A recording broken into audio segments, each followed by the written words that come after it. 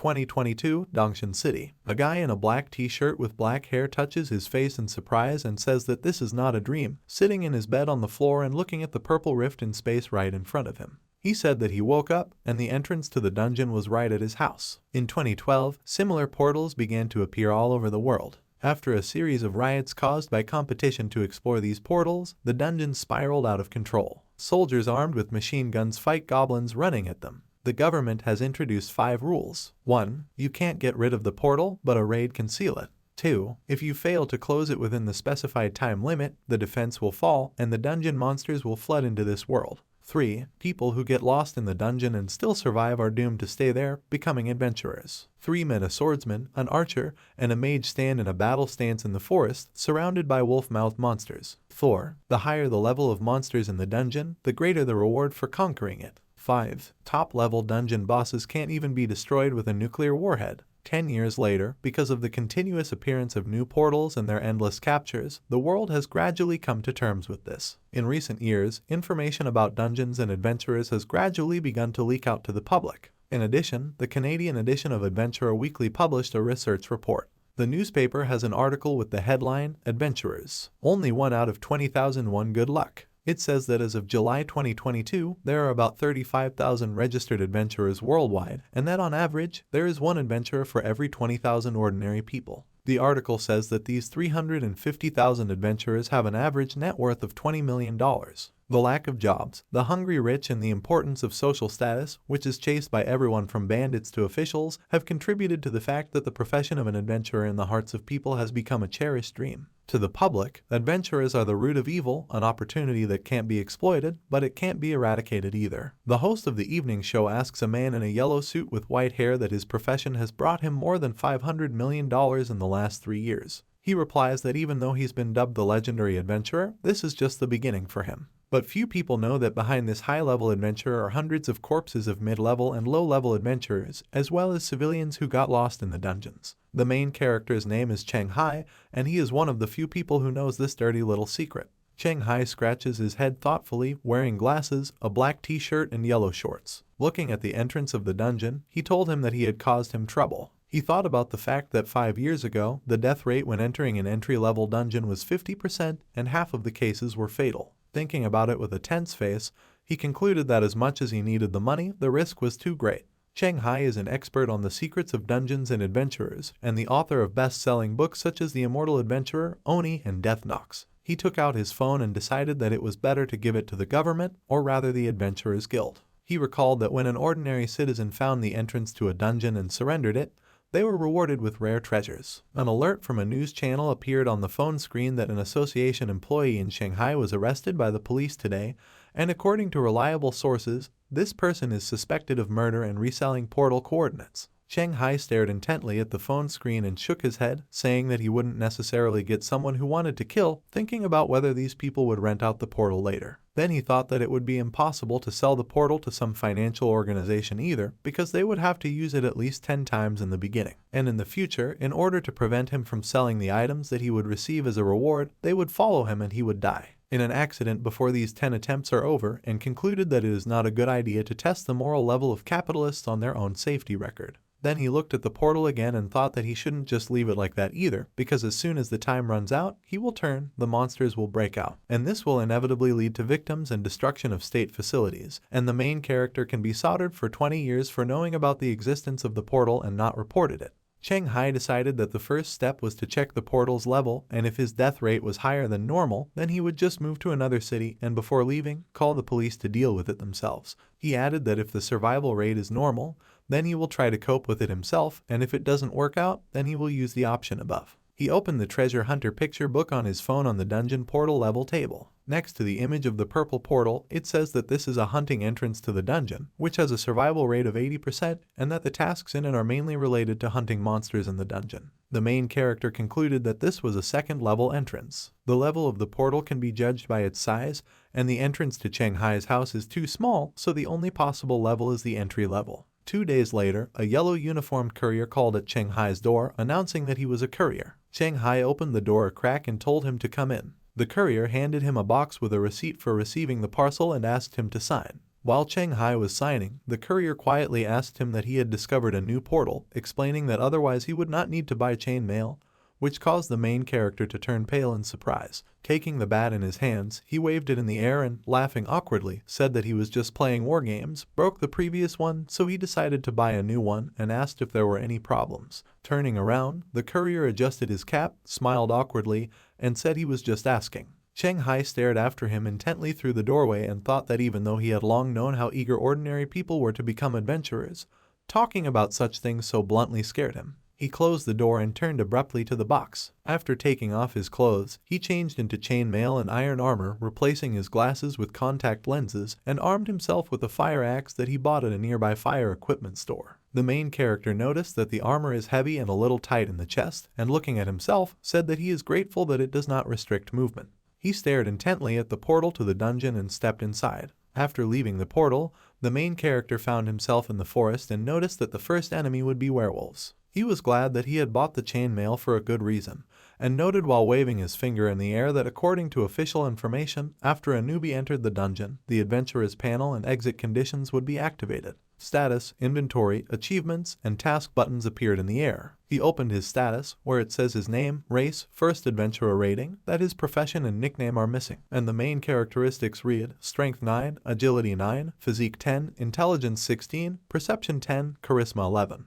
That the basic stats of ordinary people are about 10, the weaker ones have 8, and the outstanding ones have 14, and he didn't train, so he was counting on 9, not 16. He smiled smugly and said that charisma and intelligence might not be the most useful stats at an early stage, but 16 intelligence points are not so common. Then he added that strength, agility, and physique can be improved through training, but intelligence can't. He chuckled and told himself to calm down, then decided to read the terms and conditions and clicked on the tasks button. The blue dialog box said, Murloc Hunting Season. Challenge Level 2. Current Challenger 1 of 5. Exit conditions: kill any Murloc. Completion conditions: destroy the Murloc squad. There are 9 trials left in this dungeon. After passing the level, the tests will be cancelled. 28 days, 18 hours and 42 minutes are left before the dungeon reset. Cheng Hai opened his mouth in shock and shouted about how he was allergic to water reptiles and whether it was impossible to pick out normal opponents for him. A Murloc with huge eyes, fins, and gills walked through the forest, armed with a spear, and made gurgling sounds. The main character's eyes appeared in the bushes, and he jumped out at the Murloc with a cry, swinging the axe. The Murloc saw this and jumped back, causing the blow to only graze his arm. The Murloc said in its own language that the captain was right, and adventurers do come into this forest.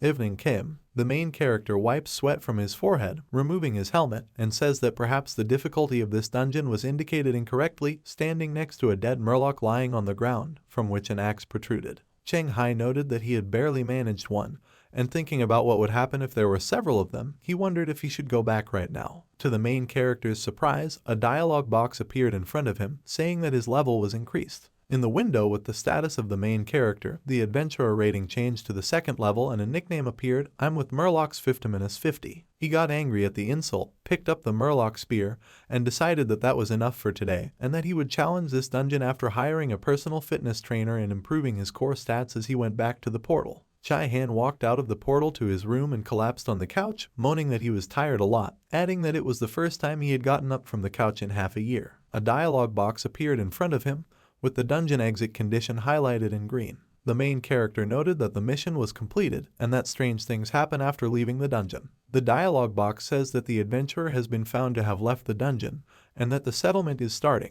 Cheng Hai chuckled and said that he was asking for some, saying that he should be given a magic bottle so that he could improve all of his stats. The dialogue box announced that the calculation was completed. It read, E-rating comment, you can order more dishes. Reward, additional standard props, standard thermos flask. The main character raised his hands in rage and shouted about what other dishes, asking if he hadn't just leveled up. Deciding that something was better than nothing, he decided to see what this thermos can do. A thermos flask appeared in the protagonist's hand. The dialogue box reported that this item is able to condense 500 milliliters of pure water daily, and that an improvement is available. In a rage, he shouted about who got the trash and threw the thermos bottle on the floor. Second day, gym building. Cheng Hai said hello and said that he had an appointment with Ko-chan. A short-haired, red-haired girl wearing a blue top with black straps said that he must be Cheng Hai and told him that the coach was waiting for him in the VIP lounge. She showed him the way, and he followed her. Cheng Hai thought about how he didn't think that a small town like Dongshan would have a trainer who specialized in providing body-shaping services for new adventurers. Such important indicators for adventurers as strength, dexterity, and endurance can be improved with the help of exercises. Cheng Hai thought hard that his book fee was barely enough to cover his expenses, but since this training would help him improve his stats, it would be worth it. The girl asked him with a smile if he was already doing fitness, and Cheng Hai said no. She asked why such expenses would be necessary, adding that a regular coach would be enough for beginners. She then looked at him with her eyes slightly closed and asked if he had become an adventurer. Cheng Hai remarked that she was quite straightforward and told her that if a person had a goal, they should hire a better coach, and added that he thought that for adventurers, a regular coach wasn't the most suitable option, flexing his hand into a fist and smiling. She replied that he should be able to then, and pulled on the door handle. The protagonist thought hard about wondering what the best coach in Dongshan looked like. The girl announced to coach and that they had come to see him. Cheng Hai saw a man with long blonde hair wearing a pink tank top wiping sweat from his face. The main character thought that this wasn't exactly what he expected, that he thought it would be a huge beefy man, and in front of him just a guy with a pretty face. A huge man twice the size of the main character, standing to the left of him and looking down from above, said that his course costs a lot of money and not everyone can afford it. The main character turned around in surprise and looked at him. Coach and rank AAA asked him about his desire to become an adventurer. The main character does a bench press while coach and counts. Cheng Hai's hands are shaking and he tells him that he can't do it anymore after 5 times. The coach took the barbell out of his hands and said that's all for today. Cheng Hai sits down and tries to catch his breath. The coach notes that it was 5 times 30 kilograms and you need to increase to 35 kilograms. He added that even with the discount that he is a beginner, given his weight, the result is very weak. Cheng Hai grits his teeth and thinks that he knows that his physical capabilities are below average, and that this is not enough, noting that the average figure is 50 kilograms. The man in the pink t-shirt says that the main character's foundation is weak, and notes that the limit value of 35 kilograms when converted to the adventurer's indicator should be 9. Coach An says that the values of strength, endurance, and agility of ordinary people are relatively balanced, and their margin of error is small, and it is almost impossible to improve these indicators in a month. Still breathing heavily, Cheng Hai turns to them and asks how long it will take him. The coach replies that everything depends on him, and if he practices every day, then in a month and a half you can reach the value of 11, and after the transformation he will become an adventurer of B rank and will feel much stronger. The main character replied that he understood and said that he would train according to this plan. He asked how to pay for it, and the coach told him to drop it on WeChat. The man in the pink tank top was glad that he wasn't going to be studying alone anymore and introduced himself as Zhu Mao. Cheng Hai introduced himself in response, saying that he was a writer. Cheng Hai and Zhu Mao are sitting at the bar in a burger joint. Zhu Mao asks why he signed up to coach and adding that although he is a professional, it is not cheap. He asked why there was a rush, saying that classes at home or a simpler coach could also improve physical abilities. Then he said that usually only adventurers with experience or who have signed a long-term contract with the association use the services of such a coach, adding that if he was not an adventurer in Wales, he would not be able to afford the services of Anne's coach while holding a bitten burger in his hand. Holding a ketchup fries in his hand, Cheng Hai replied with a smile that he was not short of money, so he was spending his fees, explaining that since he had a clear goal, he decided to find the best coach to lay a solid foundation. Zhu Mao propped his head on his palm and said that he thought he had discovered the entrance to the dungeon and was forced to become an adventurer. He gave the main character a cold look and said that since he was just planning on becoming one,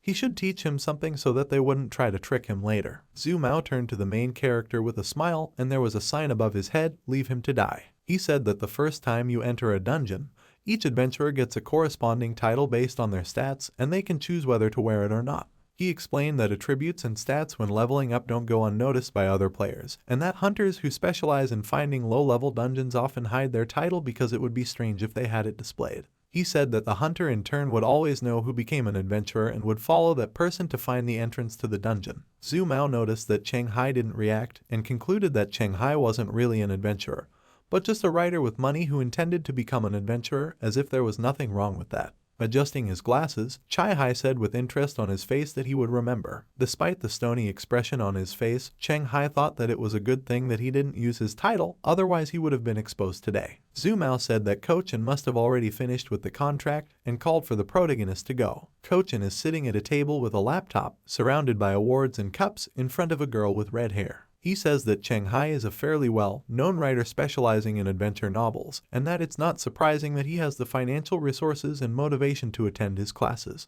He concluded that he wanted to improve his fitness so that he could participate in the adventure himself. The girl said that he also doesn't have any special deadline requirements, so it doesn't look like he found the entrance to the dungeon and he has a month left to complete the task. Coach said with a grim face that the probability that Cheng Hai was an adventurer or that he had found the entrance to the dungeon was extremely low, and said that if Zhu Mao didn't say anything when they returned, proceed as usual. Coach stands up from his seat with a grim face. The title, Rookie Killer, is visible above his head. He said that as long as the Dongshan Elite Dungeon trial didn't disappear, he definitely wouldn't miss out on the opportunity to earn some extra money. Zhu Mao and Cheng Hai enter the room where Coach and his assistant are waiting for them. He notices the title above Coach's head, but doesn't show it. Coach tells him that the contract has been drawn up, and if there are no problems after reading it, he can sign it. The main character agreed with a smile, nervous in his head about how even the coach is an adventurer. The girl showed him where to go. Coach narrowed his eyes as he looked at Zhu Mao and noticed that the main character had a normal expression, and that the latter didn't pay much attention to the inscriptions above his head after looking at him, concluding that he didn't look like the one who had just discovered the dungeon.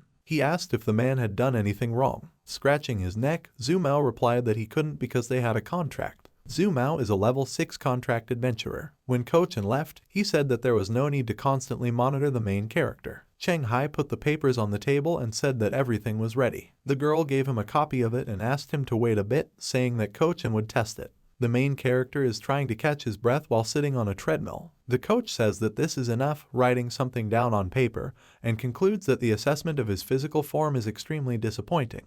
He said that they would not do an agility test, and next week they would focus on strength exercises and fitness, asking at what time it was convenient for him. Wiping his face, the main character replied that he was always comfortable. Before leaving, Coach told him to come back tomorrow at 10 in the morning and not eat anything greasy for breakfast. Lying face down on the bed, Cheng Hai says that he didn't think the largest chain of fitness centers in China would do such a thing, and that they just use the body-shaping services for adventurers as bait. He added that if he made any mistakes, they would immediately understand that he was hiding something and eliminate him. He thought that it wasn't so surprising now that there was a similar coach in his town, and assumed that there were some all over the country. Then it dawned on him, and he sat up excitedly. He realized that all services related to adventurers were similar to this one, including the chain mail he bought. Looking at his phone, the protagonist thought that he was lucky that he realized in time that it was unwise to buy chain mail and weapons in the same store. Otherwise it would definitely arouse suspicion, and that he underestimated the risks of being an adventurer. Looking at the portal, he thought that he needed to adjust his plans. Cheng Hai walked out of the portal in the forest, clad in armor, and said that he originally thought to return here after he finished training. But he didn't expect that the real world would be so violent that low-level adventurers were waiting at every turn. Looking at the interface buttons, he tiredly said that even though he was lucky to avoid trouble today, he wouldn't always be lucky, and that the only way to level up was to take the risk. The exit conditions on the dialogue box changed to a pair of Murloc eyeballs. Noticing this, the protagonist remembered the Murloc he killed yesterday and went to where his corpse was, saying that he didn't know if yesterday's eyeball would come off. On the ground lies a gnawed Murloc with its body cut open. While holding his nose, Cheng Hai noticed that the internal organs had been eaten and asked who had done it.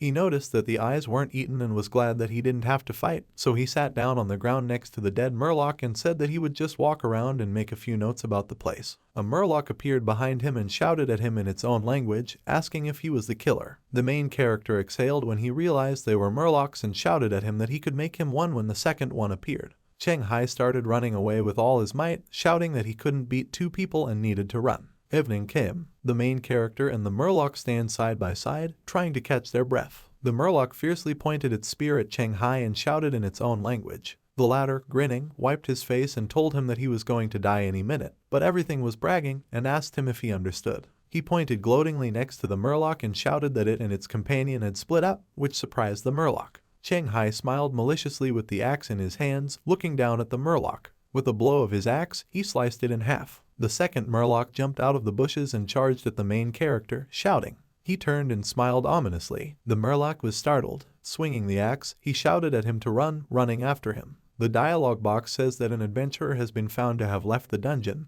and announces the beginning of the settlement. The following dialogue box says that his performance as an adventurer is low and there is no reward. Cheng Hai gritted his teeth in surprise, thinking that he was clearly better this time and asking why there was no reward. Leaning back on the sofa, he asked if the drop rate in dungeons of this level was really that low. Stretching his hand up in front of him, he thought about how if that was the case, adventurers wouldn't be able to earn money and assumed that there was something that everyone knew except for him. Looking at his phone, he considered asking Zhu Mao and the coach tomorrow, but decided to make sure that they definitely didn't think he was a dungeon owner and a novice adventurer. Day 2. Zhu Mao asked again about how Zhu Mao and coach didn't show up, and the girl replied that Zhu Mao had gone to another city and would be back in a couple of days, and coach was busy today and wouldn't be back until noon. He replied that he would go to the VIP lounge. Cheng Hai runs on a treadmill with a mask on his face. Zhu Mao asks Kochan about the fact that the main character has been training so much for the past few days that he wasn't there, to which the coach replies in the affirmative. He notes that he is quite persistent and that the moment is not far off when he will raise his strength and agility to 11. He explained that if he continues like this and is not slowed down by injuries, then his strength, agility, and overall body condition can rise to 12 pretty quickly. Zhu Mao turned to the coach with a smile and asked if he was considering recruiting him, explaining that he was a rich and persistent candidate and would definitely become a successful adventurer in the future. The coach replied that he had asked him while Zhu Mao was away, but he refused and said that he wanted to become a black adventurer, that is, not affiliated with associations and companies, not subject to supervision and restrictions, and having more freedom, and then work solo. In response, Zhu Mao shrugged and said that they each had their own plans. Cheng Hai is lying on the treadmill, trying to catch his breath. Zhu Mao walked up to him and said with a smile that he was working too hard and would get hurt if he trained so hard, adding that he had a whole year ahead of him. He sat up and replied that he wanted to become an adventurer as soon as possible, and that he was afraid that if it took too long, his finances would simply run out. Zhu Mao thought about the price of an adventurer's quota on the black market, which only increases over time, and agreed. Cheng Hai sits at a table in a burger joint and stares intently at his burger, thinking that given the fact that the coach tried to recruit him, he can be sure that they've ruled out the possibility that he's an adventurer, even if he's an entry-level one, and now it's just a matter of finding the right time. Zhu Mao walked over to the table with a tray of food in his hands and asked him why he was frozen and what he was thinking. He replied with a smile that he was just tired and a little distracted. Zhu Mao replied with a serious face, holding a French fry with ketchup in his hand, that it wouldn't work that way and the constant exertion of overwork only increases the risk of injury, and injury will slow him down. Cheng Hai replied that he had already realized that the amount of training needed to be reduced, and, pretending to remember casually, asked when he had managed to recoup the initial investment in the adventurer profession. Zhu Mao shook his head and said that he hadn't succeeded yet, and he needed to wait until his level reached at least 11 before he could think about making something pay off. The main character asked in surprise why after level 11. Zhu Mao explained that this is because low-level adventurers, especially those from 1 to 5, are useless to mess with, and the survival rate is lower than average only in campaigns led by veterans. He said that adventurers without ambition usually choose mixed levels, and at 6-10 levels, the difficulty of the mission increases significantly. Information about monsters is more valuable, so the guys who are before start working as information collectors at this stage. He added that the survival rate is not as high as in the previous stage, and said that only at level 11, when the difficulty level does not allow mixing, do adventurers start to make a profit, and adventurers at this level already have sufficient strength and agility. He explained that equipment, items, and skill books, everything that helps you level up, are sold at a very high price. Cheng Hai said that he didn't understand why level 6-10 adventurers didn't actively prepare if a level 11 dungeon was so dangerous. Zhu Mao replied that for many reasons. He started to explain that first of all, the Adventurers Association doesn't officially force adventurers to attack dungeons, so most of them prefer to retire in order to return to normal life when they reach level 11. He added that few adventurers make it to elite dungeons, and that compared to levels 11-15, which have great advantages in addition to risks, at level 6-10, relying on information gathering and logistics can recoup the initial investment and even get a little bit on top, and that such people do not need to risk their lives to survive. Up to level 11-15, Cheng Hai realized that this was why Zhu Mao decided to stay at the 6th level for a longer time. Looking at his phone while sitting on the couch at home, Cheng Hai says that he really learned a lot, and that it's not surprising that he can't find any useful information because most of the community does this just to make money. He said that they only provide information to others, and in the future, all owners of low-level dungeons will be eliminated. Recalling Zhu Mao's words, he thought that what surprised him the most was that in the dungeon, the reward can only be obtained once, even if the mission is completed several times. He looked at the portal and thought that looking at it from this point of view, the only value that could be taken out was the quota for automatically turning all those lost in it into adventurers. The main character changed into his armor and thought that given the risks associated with selling adventurous places, and the fact that he is not short of money. He will try to clear this dungeon as much as possible, and then consider whether to continue his career as an adventurer. He decided to try the method that Zhu Mao had taught him and focus on gathering information early on before thinking about the rest. The dialogue box says, Working Season for Murlocs. Challenge Level 2. Exit Conditions: Find a lake. Completion conditions: Destroy the Murloc squad.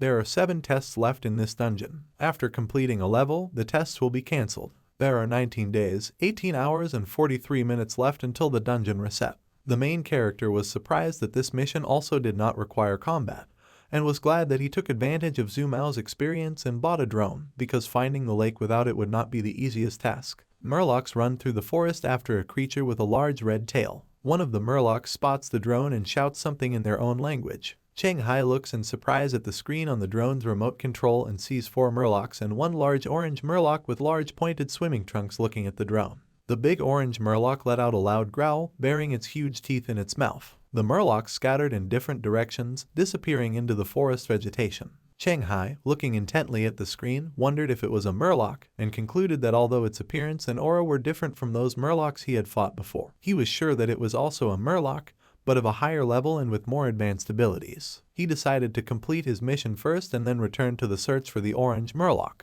Looking around, the Murlocs emerged from the bushes. Simple Murlocs looked at the drone and pointed at it, while orange Murlocs looked in the opposite direction. A few minutes later, Cheng Hai announced that he had found the lake. The drone flies over a lake located among the trees. Sitting on the ground near a tree, the main character, smiling, says that it is not surprising that there are so many Murlocs in this forest, since there has been such a large lake all this time. He said that the exit conditions must be met. The task dialog box turned red and the exit condition changed to a fake lake. A black dialog box with red text announced that the map was being changed and the dungeon's rating had been increased. The main character looked questioningly in the direction from which the sound came, and found a large orange Murloc looking at him. Sputtering and making a loud noise, the Murloc lunged towards the main character and smashed the drone's remote control with a blow of its clawed hand. Cheng Hai jumped back and took out an axe. He noted that he was glad that he managed to react to the Murloc's attack, otherwise it would have caused him a serious injury. He glanced with annoyance at the drone's control panel lying on the ground, broken into pieces. Then he checked himself, decided that this wasn't the time to think about it, and this Murloc was too fast, and he would have to be careful. 4 simple green Murlocs emerged from the forest behind the orange Murloc, and the protagonist counted them, noting that they were all around him.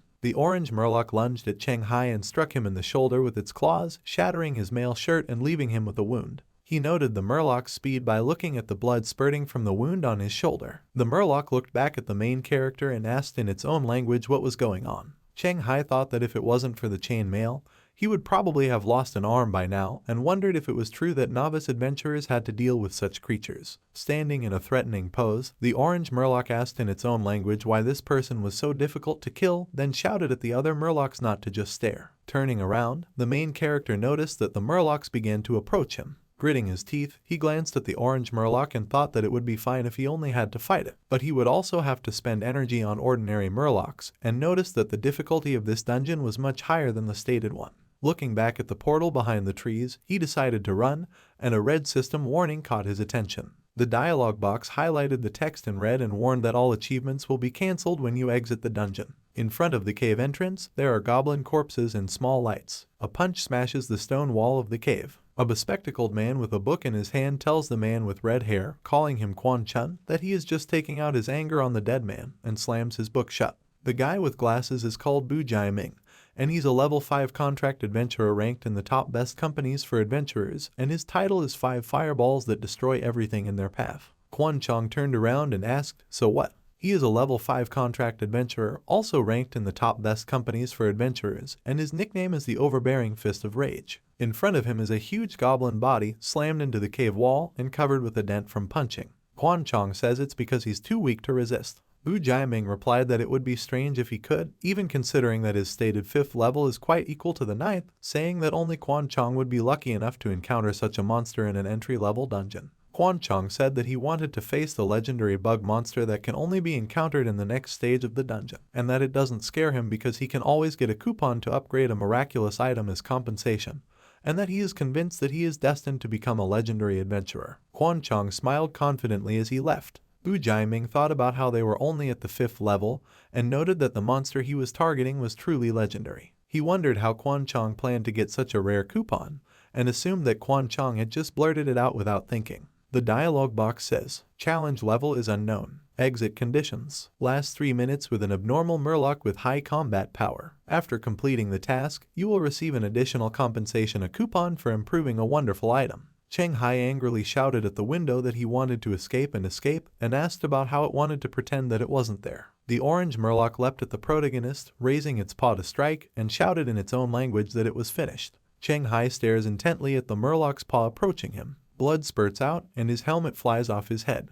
Cheng Hai fell to the ground on his knees, and blood is coming out of his head, which is raised up, and he thinks that this is the end. The orange Murloc speaks in its own language about being disappointed and being bored, and that leaves it to other Murlocs. The main character stares blankly at the ground, the Murloc spear in front of his face, and he thinks that if he could see the future, he would never have entered this dungeon and become an adventurer. He thinks of the best-selling bookstore window. He thought that he knew what he had signed up for, and that he had often dreamed of getting into the dungeon over the past couple of years. He remembers his joy at first defeating the Murloc and the hard training. Then he thinks about how he was wondering if he would become like the characters in his novels, who had to go through many dangerous situations and experience all the joys and tribulations of an adventurer's career firsthand. He remembers talking to Zhu Mao. Cheng Hai is kneeling on the ground, blood dripping from his head to the ground. He thinks that he is afraid of death and that he is a coward who doesn't really know how to fight. He snatches up his axe and cuts one of the Murlocs in half, shouting that he is also an adventurer and can't die here. The orange Murloc turns around in disbelief and looks at what is happening.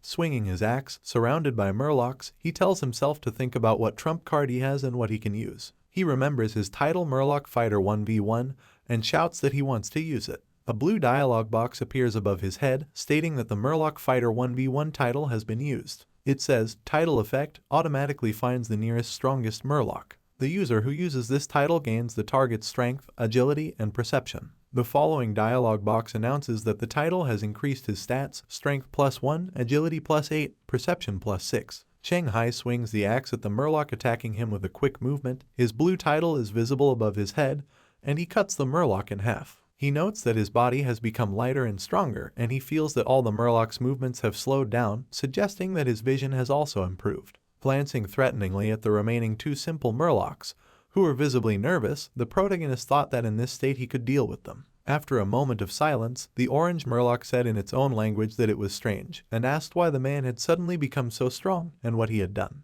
There are 4 Murloc corpses lying behind the main character, and he heads towards the orange Murloc, holding an axe in one hand and a Murloc spear in the other. With a sinister smile, he told him that they were now alone. The orange Murloc shouted at him in its own language not to get cocky just because it managed to get a couple of its low-level bipods. Cheng Hai thought that he didn't know why, but this Murloc's strength was incredible, and that even in this chainmail, he couldn't match its strength and speed. He threw the axe to the ground, grabbing the spear in both hands, and thought about how he only had one chance, and he only had to leave his defenses in one place, and the helmet would have to be removed, because this Murloc would use a direct attack method to reach the speed limit. The main character reflected that he had determined the Murloc's attack style and route, and he needed to give up the head guard to use it as bait, thereby winning the chance to exchange injuries and severely injure the opponent. And if he did not take this opportunity, then he would not have another chance to do something like this. He sighed and thought that he wasn't sure he'd survive this, and it was really terrible. Finding the moment to attack and swinging his spear, he decided that he had to try and get out of it. The main character and the orange Murloc were behind each other, exchanging blows. The spear pierced through the Murloc's mouth and throat, remaining in its body. Cheng Hai chuckled with a blank stare, blood gushed out from his neck, and he fell to the ground, asking about how he was good for nothing. The orange Murloc, trembling, clutched at the spear stuck in its body, trying unsuccessfully to pull it out, and shouted in its own language that the fact that this weak little human managed to injure it was ridiculous. Closing his eyes, he thought that this was a nightmare and fell to the ground. A blue dialogue box appeared in front of the fainting Cheng Hai, announcing that the death of an abnormal Murloc with high combat power had been recorded and the mission completed, and announcing that the settlement was underway. Then the following message appeared on the dialogue box: calculation completed. Comment: for a novice adventurer, you have proven yourself to be incredible without fear of death. Received a new title, Escaped Death. Hidden bonus, Death Escapee Certificate. One-time item received, Magic Item Upgrade Coupon. Friendly reminder, using this coupon on the thermos bottle that you received earlier will help you solve your problem. Lying in a pool of his own blood, Cheng Hai tapped the button for a regular thermos flask, and it appeared in his hand. He said to apply the coupon to a regular thermos flask. The thermos flask glowed and turned into a glass jar with a red potion inside. A dialogue box labeled as Miracle Item Delivery announced that it was a magic blood restoration potion, and described its effect. Daily produces a potion with a random flavor that can be used to heal injuries and restore physical strength. Cheng Hai drank the red potion, and the wounds on his body healed. Exhaling heavily, he collapsed to the ground and noted how much it refreshed him. After a few minutes, he sat up and sighed, noticing that the wounds on his neck had already healed. The main character opened the status window and noticed that his perception increased slightly and was equal to 11. He asked what the exit conditions were now, and when he opened the task window, he drew attention to the conditions for completing them, which said to destroy the pond with the brood of Murlocs. Getting up from the ground and gathering up the spears of the defeated Murlocs, he decided that he definitely couldn't do it right now and entered the portal. When he came out on the other side of the portal in his house, he noticed that the entrance to the dungeon had increased. He touched the portal with his hand, and the electric shock pushed his hand away. The blue dialogue box said, "Insufficient level, the entrance to the dungeon is closed. The number of trials in the dungeon is 10. After clearing the dungeon, the number of trials will be 0. Before the dungeon expansion, 89 days, 23 hours, 42 minutes. Cheng Hai was surprised to see that his level was insufficient, and the level of the dungeon had increased. He said that the conditions he met to exit the dungeon had to belong to a higher level dungeon, and it was no wonder that the difficulty of the mission increased so much and that he received an improved reward. A blue dialogue box reported that adventurers were found to have no job and suggested applying for a transfer certificate to the hidden profession of Deathwalker. The main character remembered that there was someone on the forum who emphasized the importance of the profession. In the forum post, it is written that the 4 elements of an adventurer's power are the main characteristics, title, inventory,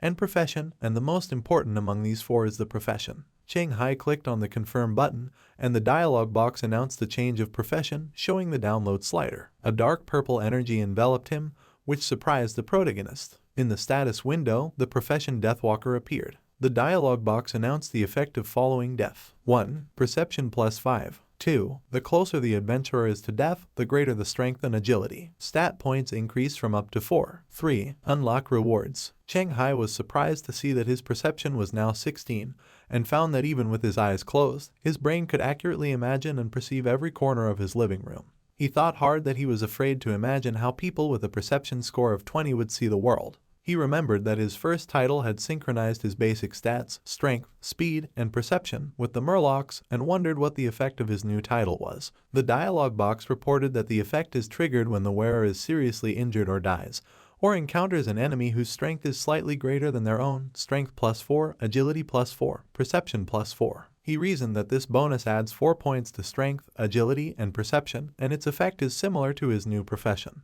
Then, he noticed that he would be able to gain plus 8 strength, agility, and perception in the new status under extreme conditions. He grinned nervously and said that if he was brave enough, he would be able to activate the self-harm effect on his own during the encounter with the enemy, kill the enemy, and then use a recovery potion. He was glad that thanks to the potion, his options were limitless and he no longer had to worry about overexerting his muscles due to training, and he could train as much as he wanted. A month later, Cheng Hai holds a barbell in the gym. His muscles noticeably increased and, exhaling, he lifted the barbell with large weights above his head. Zumao, who was standing next to him and wiping his face with a towel, looked at him in surprise and thought to himself, who would have thought that a rookie would be able to achieve such a result in less than 2 months, and it usually takes a whole year to do such a thing. He thought that if it had been anyone else, he would have been taken to the intensive care unit long ago, which means that he has an amazing physique, and suggested that it might be 17-18.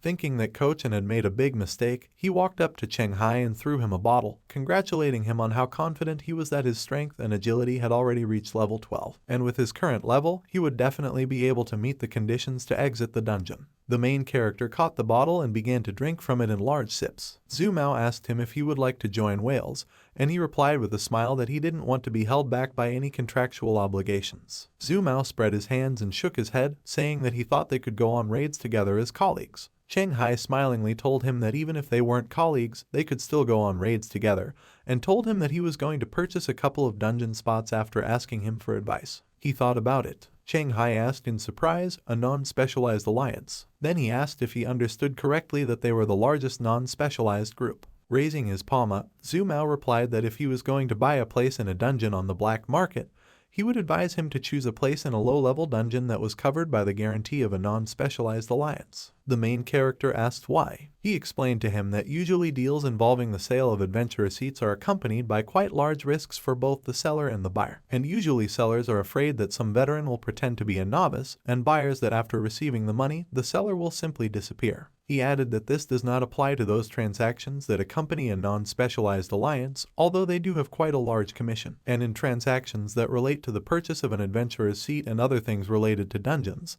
they ensure that the seller is in contact with the buyer, and that they can be trusted. Sitting on the bed in his room, Cheng Hai looks at his phone and says that he has checked all the available ads, and out of all of them, only the seller from Yunzhou City seems to be more or less reliable, and he has the guarantee of a non-specialized alliance. On the phone screen, a chat is opened with the seller, where Cheng Hai is signed as a Dongshan citizen who likes to write, and the seller is an old driver from Yunzhou. Cheng Hai asked if there were any more seats, to which the vendor replied that they had recruited 6 people and were waiting for 2 more to start the raid. The main character asked how they would exchange and is waiting for an answer. 2 days later, Cheng Hai is standing in a night park in Yunzhou City looking at his phone. He texted the salesman that he was there, and the salesman replied that he could see him. A man with a beefy body, a beard, a white t-shirt on his hairy chest, orange pants, and a jacket tied around his waist ran up to him. He announced his presence loudly, and Cheng Hai turned around. He asked him again if he was really an old driver from Yunzhou, and the latter replied in the affirmative, extending his hand and asking if Cheng Hai was really a Dongshan citizen who liked to write. Cheng Hai greeted him and they shook hands. The salesman turned around and ran, hurrying the main character, announcing that they would now sign a contract and go to the dungeon. The contractor of a non-specialized alliance in a purple suit and pointy-eared glasses signed the paper with a pentagram with a smile and announced to the audience that this contract consists of 3 points. The first is that the final payment of the buyer will be in a special account that they will provide, and that the seller will help them in performing the above-mentioned services, and they will transfer the final payment to the merchant's account will only be charged after the adventurers leave the dungeon. He continued by explaining that after entering a dungeon, the seller is prohibited from doing things that might violate the security agreement, ignore dangerous situations, or take force against buyers, and the buyer is prohibited from divulging the location of the entrance to a given dungeon. He asked if anyone else had any questions about the contract. A man in a yellow sleeveless jacket with the nickname Leader and a man with long white hair with the nickname Liang answered that there were no questions. Cheng Hai and an elderly man with white hair with a confused expression with the nickname Hateful Hatred answered that there were no questions. The contractor smiled with his sharp teeth and said that in this case the contract would take effect, and the pentagram on paper turned yellow. Yellow pentagrams lit up on the adventurer's hands. The fat guy with the nickname You Don't Mind Me Making Fun of You and the thin guy in a white shirt with the nickname Security Squad Leader were surprised to find glowing pentagrams on their hands. Putting the pen back in the breast pocket of his jacket, the contractor announced that this was the end of his work, and as he left, he waved to them and said that he hoped they would do more work in the future. The salesman dusted off his hands and smilingly told everyone not to disperse, and he would lead them to the dungeon entrance. At an abandoned construction site, a salesman points out the blue entrance to the dungeon to adventurers. A man in a business suit and glasses with the nickname Dungeon Finance Specialist admired that the entrance was indeed well hidden, and it was no wonder that neither the authorities nor the townspeople had been able to find it for so long. The leader and Liang exchanged glances, and the leader smiled. With a smile, pointing at the portal with his hand, the seller invited them to enter the portal in turn. They came out in a level 4 dungeon forest, the Witch Forest. A thin man in a jacket asked who was waiting for them in the dungeon, turned to the salesman and asked if they were newbies. The fat guy jumps up and down in glee, shouting confirmation that he's an adventurer. The seller grinned and answered in the affirmative and said that they even seemed to be traveling. Cheng Hai noticed the conversation between the shop assistant and the man in the jacket and noticed that there were originally 2 of them. The salesman clapped his hands and asked for a moment of attention. He told them to repeat loudly after him, "Status window." The adventurers did as he said, and interface buttons appeared in front of them. The salesperson explained to the adventurers that this window will show them their characteristics as an adventurer, and that by scrolling down below, they can check the details of the current mission, and that the content of the status window is only visible to them, so they don't have to worry that someone else will see the information about them. The man in the jacket announced that they could now tell them their exit conditions so they could sort them out. The fat guy, looking at his status window, clutched his head and shouted that he had very low stats. Cheng Hai looked back at him and looked at his tasks. The dialog box read, "Exit conditions, hear the Banshee voice. Clearing conditions, kill the Banshee." The main character noted in horror that there was no Banshee among the list of newbie dungeons. Cheng Hai was afraid that this dungeon had the same bug as the dungeon in his apartment, and he thought that based on the survivor's mistake, if the monster from the beginner's dungeon wasn't included in the beginner's guide, there were 2 options: either it was an extremely rare case,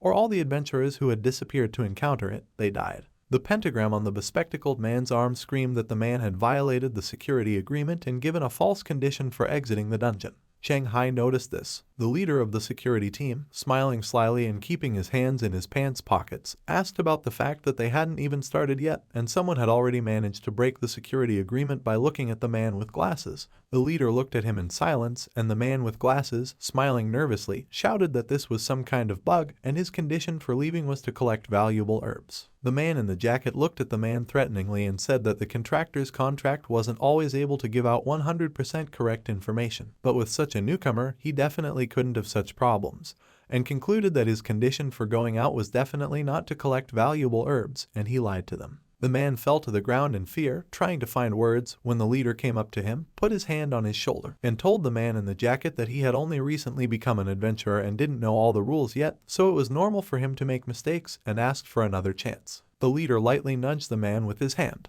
He clasped his hands in supplication and asked him to forgive him and give him another chance. After a short pause, the man in the jacket agreed. The seller asked everyone to announce their conditions for exiting the dungeon, and clarified that they should not be mistaken. The man said that his mission was to find the lake banshee. The fat guy said that his mission was to hear the banshee's voice. Chang Hai said that his mission was to look at the banshee for 10 seconds. The other adventurer said that he also needed to find the banshee. The man in blazers thoughtfully listed the missions he had just heard. Liang, who was standing next to the worried, hateful man, asked if these missions were dangerous. The man replied that it all depends on the situation, and told them not to be afraid because they will not have any problems with them. Hateful Hate put his hand on his chest, trying to calm down, and said that it wasn't so bad yet. The salesman turned to them and told them that he would take them to the witch lakes in the forest and told them to keep up. They came to the edge of a forest lake. The man in blazers called up the adventurers panel and took out a harmonica. The leader of the security team asked the salesman what he was doing,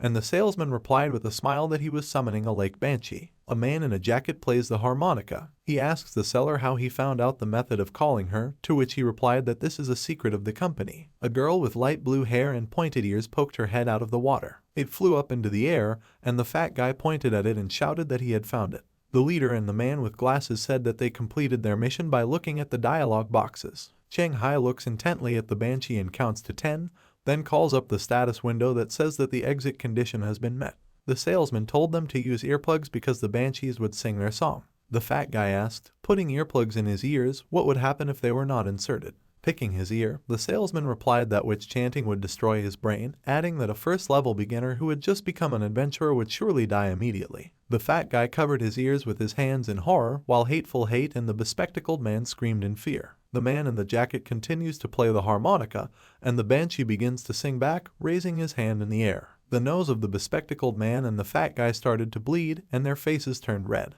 Chang Hai noticed that his nose was bleeding, even though he only heard the beginning of her song. He was glad that he was wearing earplugs, otherwise he would have been dead by now. He thought that this was to be expected of a creature from a dungeon that wasn't listed in the beginner's guide. The man in blazers stopped playing the harmonica, moving it away from his lips. The banshee noticed this and dived back into the water. The man waved to the adventurers, explaining that everyone had been able to complete their mission, and added that they could return the same way they came. The leader of the guard squad, wiping the blood from his nose, retorted that he had done a little research before coming here and found out that the plants and minerals from the dungeons were of great value. He said that he was sure they were in a hurry to send them off just to collect everything alone. The man in the jacket stared at him in silence with a dark look. Smiling smugly, the leader of the guard squad said that they had paid for everything and asked why they couldn't collect valuable herbs and minerals in the dungeon to restore the blood loss. The salesman shouted at him that it wasn't in the contract. He replied that there were no rules against it either, and the salesman gritted his teeth. Chang Hai asked Wu Liang about the fact that adventurers can collect herbs and minerals. He replied that in fact, most adventurers can't pass through customs, and their main method of making a profit is collecting resources and information about monsters. Turning to the leader of the security team, the man in the jacket clarified that he believed that once the task was completed, they could not take measures against them within the framework of the contract, so that they would not do anything stupid. He smiled wickedly and asked the man in the jacket if that was the case. Smiling maliciously back, the man told him that there was one thing he hadn't considered. Liang stiffened. The man in the jacket said that he didn't sign the contract with them and took out an oblong object from the inventory. Leader Liang blocked his path by crossing his hands, and he asked what they were doing. Liang pounded his fist. The title of combat expert was displayed above his head, and he said that he wouldn't work without it. The leader said with a grin that he thought his argument made sense because it was just herbs and minerals and they weren't worth making such a fuss about. The vendor shouted that according to the contract, if he didn't exit the dungeon, they wouldn't receive the final payment, and if he died due to collecting resources, they would all suffer losses. The leader, to the seller's surprise, told him that he could protect them in exchange for resources on their part. The salesman smiled and held up the palm of his hand, apologizing and saying that they weren't willing to take that risk. The leader clarified with a smile that it was out of fear of taking risks and suggested that there were other secrets in this dungeon, and they were afraid that they would discover them during the resource gathering, and the vendor gritted his teeth nervously. He told the leader that he was far from a novice and had come here for a mission. The veins on the salesman's face bulged. He called out to the man in the jacket, calling him Liao Liao, who was standing in front of Liang with gritted teeth, asking what he was doing. Liang told Liao Liao that he should see for himself which of the two was stronger. Liao Liao stared at him in silence, gritting his teeth in anger. He put the guns away and told them to do whatever they wanted and announced that they were leaving, much to the surprise of the salesman. The salesman ran after him. Hateful Hate asked in surprise that they would just take it and leave. The bespectacled man adjusted his glasses and said that the leader who spoke on their behalf was actually a much more experienced adventurer than these two. The leader placed a hand on Liang's shoulder, who calmly closed his eyes, and the title team leader was displayed above his head. He said while pointing his finger at Liang that he wasn't that strong unlike him. Cheng Hai tensed up and thought that according to what Zhu Mao had taught him, a true contract master would not allow an adventurer disguised as a novice to enter the dungeon so as not to lose a buyer, concluding that it was simply illogical. The leader gave a thumbs-up gesture and told the adventurers to choose. They can act on their own or join them. He explained that those who work alone keep all the profits for themselves, and those who join them will give half of the customs fee to them. Hateful Hate was surprised at how much it was. The fat guy replied with a smile that they only covered half of it, and their goal was to pass the level. He added that the normal fee for newbies was 10% or less, and if they gave half of it, they would still be 90% ahead of the newbies, and told him to stop being stingy. The bespectacled man, trembling and smiling, was surprised that just 2 months after all his accounts were blocked, he would be able to change his life so abruptly. Hateful Hate scratched the back of his head and asked the leader if these were really favorable terms. The leader, with a sinister smile, replied that it was up to them to some extent whether the newcomers could complete the dungeon, and that the reward for completing it would not be long in coming. Hateful Hate asked if just getting half of it meant that he would still get more than most level 7 adventurers after reaching it. The leader, without changing his face, replied that if he did not waste basic resources, he would really succeed. Hateful Hate, a bespectacled man and a fat guy asked him to let them join them. Walking through the depths of the forest, the salesperson tells Liao Liao that before signing the contract, it was stipulated that it only involves refusing to complete the mission, and it doesn't cover everything else, so they had to finish the mission first. Liao Liao, after a short pause, replied that it was almost done, and they were far away, so they didn't need to be followed anymore, and they didn't need to interfere anymore. With a smile, the salesman told him that his acting skills had improved significantly this time, and that he really thought that he believed that he couldn't beat Liang. Liao Liao calmly replied that he really couldn't beat him, which surprised the salesman. He continued that he was still afraid of him, otherwise they wouldn't have tried to negotiate. The salesman smiled nervously and said he understood, asking if he thought they could do it. Liao Liao replied with a grim face that the probability was not too high, and the title of combat expert would not help him, and the leader, despite his charisma, like his friend, is only at the 5th level, and he has no real means to be afraid of. Narrowing his eyes, Liao Liao added that only 1, at most 2, lucky people would be able to get out of this dungeon alive. Throwing his hands behind his head, the salesman doubted, saying that he thought it was the same last time. The leader hands out swords to the adventurers, and they look at them curiously and try them out. The leader says that now that they've decided to work together, he won't hide anything anymore, and said that he can increase the random stat of his teammates who trusted him with their lives. Description of the group leader title effect. 1. Charisma +3. 2. After becoming a leader +1 to all attributes. 3. 50% chance that the plan will be approved by team members. 4. Team members get a random attribute boost. When passing through customs, the bonus remains unchanged. Adventurers notice that their stats have increased. Cheng Hai glanced at his status window and noticed that his perception had increased slightly, and realized that the team leader was able to raise the stats of his teammates. The man with glasses turned to the leader, saying that he had a question. He said that the only way they knew of to summon witches was by using the harmonica, and that they were hiding in the lake, and they couldn't complete the task without them. The leader of the security team, picking up a stone from the ground, says that this is not a problem. The bespectacled man asks him for more details, and the latter, tossing a rock in his hand, says with a smile that his title allows him to annoy the designated target, and explains that the provocateur loses 2 points of intelligence, becomes vindictive and fearless in the face of death. The yellow title provocateur is visible above his head. Description of the effect of the title provocateur. 1. Intelligence -2, stamina +3. 2. This gives you a 20% chance to build a dialogue and a 50% chance to make target. 3. Angry. When used, 2 intelligence points are deducted. The fat guy is surprised to note that he is also an adventurer. The provocateur says that to establish a forced dialogue, you just need to attract the attention of the opponent, and with a smile throws a stone into the lake. The witch peeked out of the water. The leader of the security squad shouts insults at her and shows her 2 middle fingers. The dialogue box says that the second provocateur effect is used.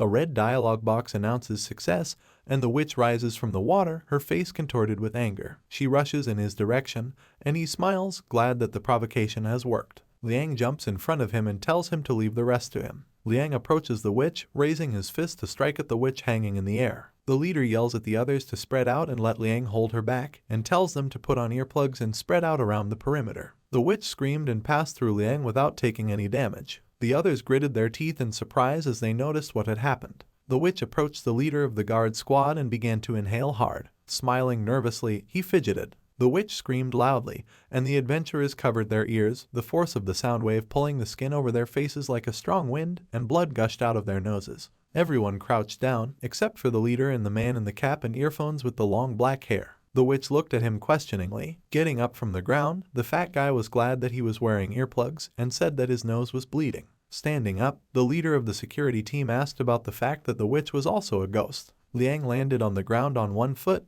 and the leader asked if he was sure. Wiping the blood from his nose, he replied that he was sure it would take longer than he thought, and that the monk fist technique they had obtained in the previous dungeon should work, but he wasn't fully used to it yet, so he wouldn't be able to fight at full strength. The leader said that she wasn't that fast, and that he didn't think she could deal much damage to them. He added that he had a hunch that the reward for completing this dungeon would be quite generous. The man in earphones, adjusting his cap, said it was a stupid decision. Cheng Hao turned around and saw a girl walking away from him into the forest and putting on a hood. He asked her why she thought their decision was stupid, and she was surprised, turned around and thought about how she really met a person with 16 perception points, the chance of meeting with which is 1 in 100,000. He saw the title "They Pretend I Don't Exist" above her head. The dialogue box announced the calculation of 3 title effects. She said, unhappy. Then she vanished into thin air. The dialogue box declared success. The main character looks into space with empty eyes. The fat guy slapped him on the shoulder, asking who he was talking to, and he came to his senses. The guy asked if there was anyone in the direction the main character was looking,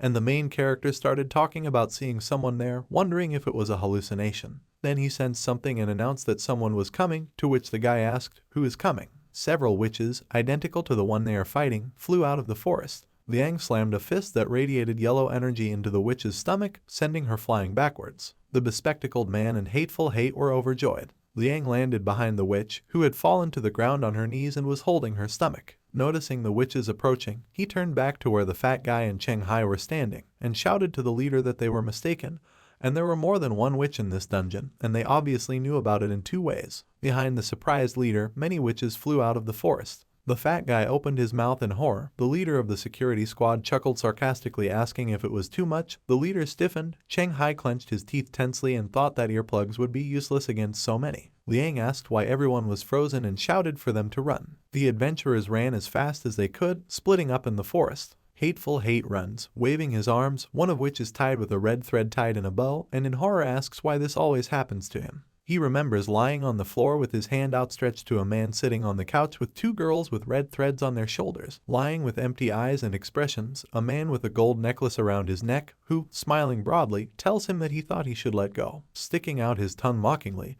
he asked who said he enjoyed watching others live their lives in regret, pain, and suffering. This isn't a rank criminal, Gao Cheng Yun, a level 7 adventurer. Hateful Hate turns in horror at the witch approaching him and in a rage shouts that he has not yet avenged his comrades by swinging his sword. There was an explosion in the forest, throwing up broken trees. Hateful Hate is lying on the ground, a pool of blood under his head. He thinks about how he can die here. A fat guy surrounded by witches brandishes a sword and shouts about whether they know who he is and says that he is a man who wants to become a legendary adventurer and shouts at them to get lost. The witches hissed back. The bespectacled man was leaning over the ground in tears, looking at the approaching hissing witches, and saying, addressing himself as a mother, that he was wrong and should not have cheated the depositors. Liang is standing in a fighting stance, blood streaming from his eyes, and they are shouting at the witches to attack and that he is not afraid of them. Behind him, the leader is sitting on the ground with his back against a rock. His eyes and ears are bleeding, and he tells himself to pull himself together. He reflects that it's no wonder the vendor and Liao didn't put a level limit on entering the dungeon, and that they are deliberately luring level 4-5 adventurers here to take all the resources after they die. With a look of annoyance on his face,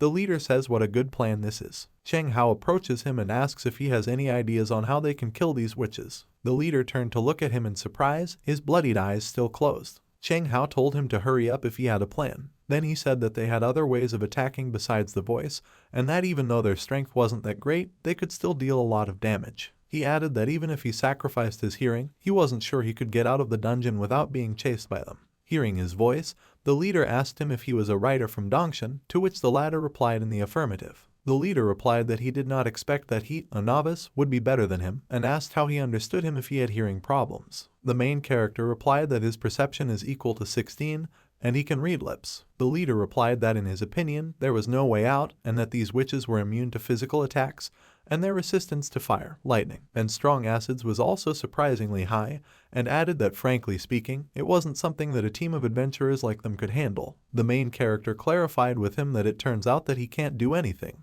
Gritting his teeth and not speaking for long, the leader replied that he could. He explained that in the last dungeon, Liang received a small jar of sacred oil blessed by the monks. Liang screams as he is attacked by the smiling witches, blood pouring from his mouth, ears, and eyes. The leader added that his monk's fist could injure a witch, and the sword bound with sacred oil could also deal damage to them, and said that it was only damage, and that he didn't think a novice adventurer would be able to survive a siege by so many ghosts. Stepping forward, to the leader's surprise, Cheng Hai said that they couldn't just sit idly by. The witches looked at the approaching protagonist in surprise and shouted at him. The dialogue box announced that he was on the verge of death and activated the second effect, Strength +4, Dexterity +4. Above the main character, who was shrouded in dark purple energy, the title Escape Death appeared. The dialogue box reported that the title holder was in the correct physical state, Strength +4, Agility +4, Perception +4. He sat down on the ground behind the Liang and picked it up, holding it under his arm. Cheng Hai asked him if he could hear him, and said that he had asked his companion, who had told him that to pass the dungeon, he had to give him oil. He asked if he agreed.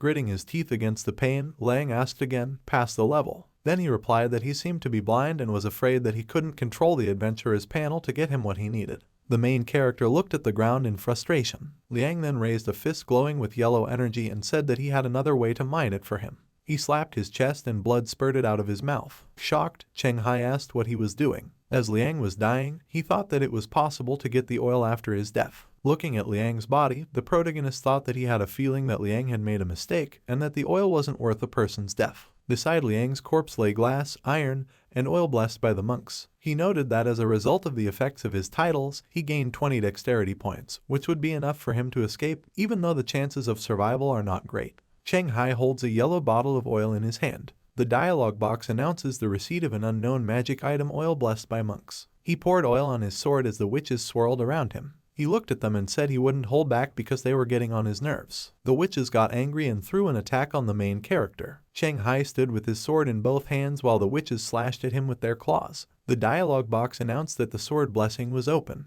The following dialogue box explained that this is a magical sacred technique that adds +2 damage to evil creatures. While preparing to attack, Cheng Hai repeated, +2 damage. Swinging his sword, his eyes lit up red, and he said, then let's get started. The salesman and Liao are standing in front of the entrance to a dungeon in an abandoned construction site. They notice a glow from the portal where the girl with the title comes out. They pretend that I don't exist, and the seller notes that someone still managed to get out, but he doesn't see the person who came out of the portal. Liao, yawning, asks who is there and if he was mistaken. He replies that he is serious. She thinks that they really do use unsuitable dungeons as traps to lure adventurers there, leave them to die, then collect drops from them, and sometimes even kill the survivors with their own hands. As she stares at her phone, she thinks she knows why they're doing this. Her phone screen shows a chat with her employer. She writes that after an investigation, it turned out that there are problems with the dungeon in which the employer's son died. In the next message, she explained that the adventurer who sells the place to his son is a scavenger vulture, a person who uses high-difficulty dungeons to kill adventurers for their resources.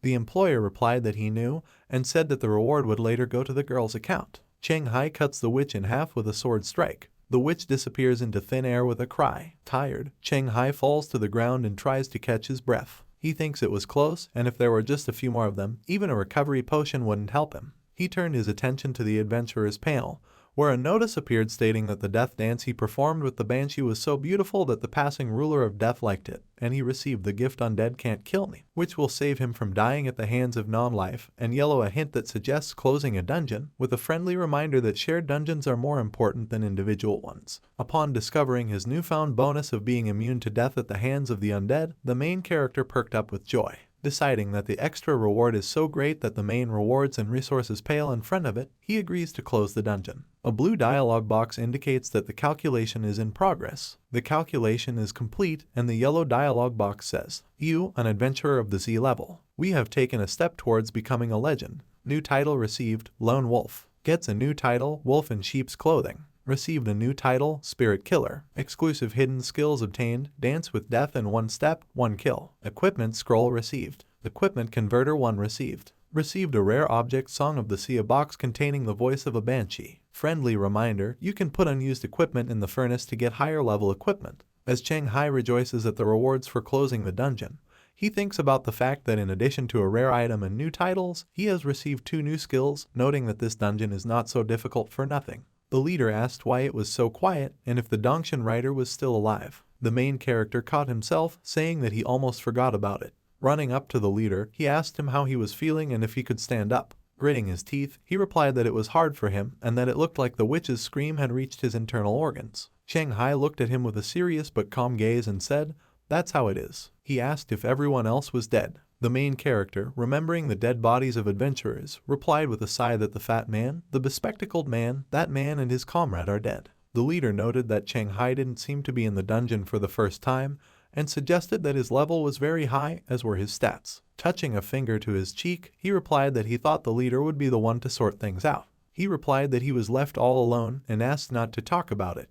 He offered to cooperate and said that he would keep his secret, explaining that in exchange for his rewards, he would do the same for him, and asked how he would feel about it. He added that if he does not trust him, he can take the contract as a safety net. Next to the leader of the security team lying on the ground is a bundle of paper signed like a bureau contract. Cheng Hai pointed the sword at the leader and said that the dead leader would also keep his secret perfectly, and then he could keep the contract for himself. The leader replied that he wouldn't be able to get the most out of this dungeon that way, and that the contract was directly related to the mission of this dungeon, asking if he didn't understand that. The main character looked at the leader in silence, without removing his sword. The leader said that the vendor and Liao were probably waiting for the survivors at the entrance of the dungeon, and that they were much stronger than he thought. He added that he could divert their attention so that he could fight back or escape, and that letting him out of here alive was the best option for Cheng Hai. The entrance to a dungeon in an abandoned construction site lit up, and when Liao noticed this, he noticed that someone was coming after all. The salesman, flexing his fists, said that last time he probably really imagined it. Cheng Hai came out of the portal, helping the leader walk. The salesman noticed that the dungeon was collapsing and asked in surprise that they had cleared it out. Behind the leader, a sword appeared in the protagonist's hand, and Liao shouted at the vendor to watch out for it. Cheng Hai, with a serious face and red eyes, charged and pierced the chest of the salesman, causing blood to gush out of his mouth. Glancing nervously at the protagonist, Liao said, "Lone Wolf." With his face covered in the vendor's blood and his eyes glowing red, Cheng Hai turned to him and said that the weaker one should be removed first. The dialogue box says, "Dance with Death. During danger, the damage dealt is tripled." The next dialogue box says, "1 step, 1 kill. On the edge of life and death, your perception increases to 18, and you can predict your opponent's next move."